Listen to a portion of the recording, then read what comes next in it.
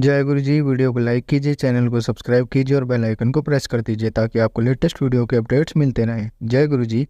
आज मैं आप सबके साथ दो सत्संग शेयर करूंगा। पहला सत्संग जो है वो NL छपरा आंटी जी का है और आंटी जी दिल्ली से हैं, और हमारा दूसरा सत्संग दीपा सिंह आंटी जी का है और आंटी जी दिल्ली से हैं। चलिए आज के सत्संग हम आंटी जी की जो वाणी है हम सब सुनते हैं। बहुत ही अच्छा सत्संग शेयर करा है आंटी जी ने। जैसा आंटी जी ने सत्संग हमारे साथ शेयर करा है वैसा ही आप सबके साथ इस सत्संग के माध्यम से आज मैं साझा करूंगा।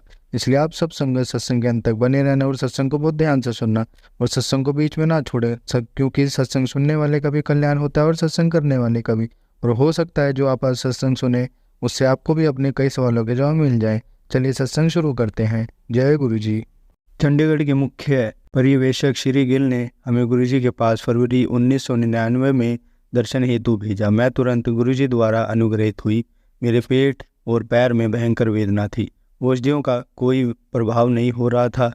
मुझे बहुत कष्ट था। गुरुजी के चरण स्पर्श करते ही मेरे शरीर में उपचारात्मक प्रवाह हुआ। उनके हाथों से प्रसाद ग्रहण कर मेरा रोग विलीन हो गया। शीघ्र ही मैं उनके निर्देश अनुसार प्रति पखवाड़े उनके दर्शन करने में समर्थ रही। मेरा पुत्र गुरुजी के प्रति आक्रामक और अवकारी था। उसे मैं गुरुजी के पास लेकर आई।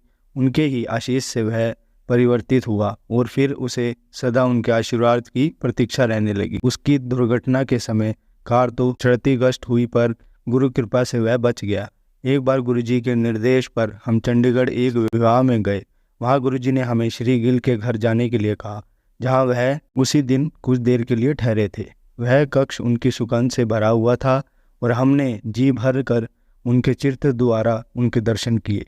गुरुजी के मस्तक पर गुरु नानक देव की मुखाकृति स्पष्ट दिखाई दी। एक अन्य अवसर पर मुझे गुरुजी के गिलास में शिव के नाग देवता दिखाई दिए। 2001 में मेरे पति को उनके कार्यालय में उनके घनिष्ठ और वरिष्ठ अधिकारी व्यतीत कर रहे थे। शीघ्र ही गुरुजी की दया से वह सब अधिकारी स्थानांतरित हो गए। 2003 में जब वह सेवा से निवृत्त होने वाले थे, पूर्ण कष्ट बढ़ गए। उनके कुछ सहकर्मी उनको चैन से सेवानियुक्त नहीं होने दे रहे थे। उन पर झूठे आशेष लगा दिए थे। इसके कारण वह अत्यधिक दुखी थे। पेशेंट और अनेक भक्तों का मिलन भी सदैपस्ट हो गया था। उन्होंने गुरुजी से प्रार्थना करी।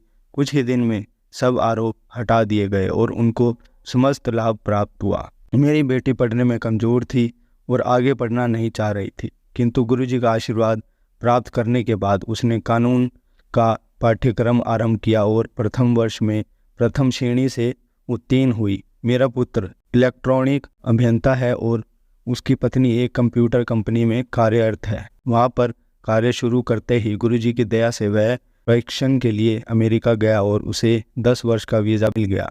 हमारे परिवार पर गुरुजी की कृपा बनी हुई है। यदि हम गुरुजी के पास नहीं आ पाते हैं तो वह हमें स्वप्न में दर्शन देते हैं। जय गुरु जी। शुक्राना गुरु जी। कई वर्षों से मेरी पत्नी वात रोग और जोड़ों के दर्द से पीड़ित थी। 6 वर्ष तक उसने एम्स और उसके पश्चात होम्योपैथी का उपचार करवाया था, पर कोई लाभ नहीं हुआ था। जोड़ों के दर्द के कारण वह चल भी नहीं पाती थी। बैठने और उठने में भी सहायता की आवश्यकता होती थी। मई 1998 में हमारी बेटी ने गुरुजी के बारे में बताया और एक ताम्र लोटे के साथ उनके आशीष के लिए आने को कहा। अगले दिन हमें पहली बार गुरुजी के दर्शन हुए और हमने अपना आदर प्रकट किया। गुरुजी ने ताम्र लोटे को अभिमंत्रित किया।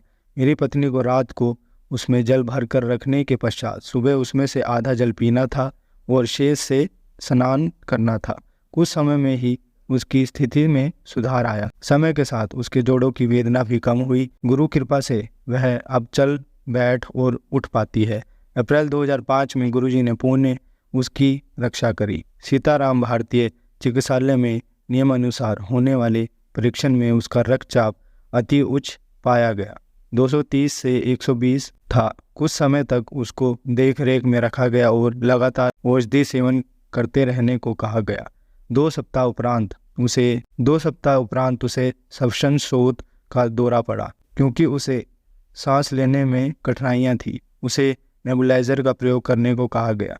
एक दोपहर को उसकी अवस्था अचानक बहुत कष्टप्रद हो गई और उसे सांस लेने में कठिनाइयाँ हो रही थी। जब तक नेबुलाइजर लगाते वह चेतना शून्य हो गई। थोड़ी देर में उसे होश आया, परंतु वह व्याकुल थी और उसने कहा कि उसे कुछ ठीक नहीं लग रहा है। थोड़ी देर में शांति का आभास होने पर वह सो गई।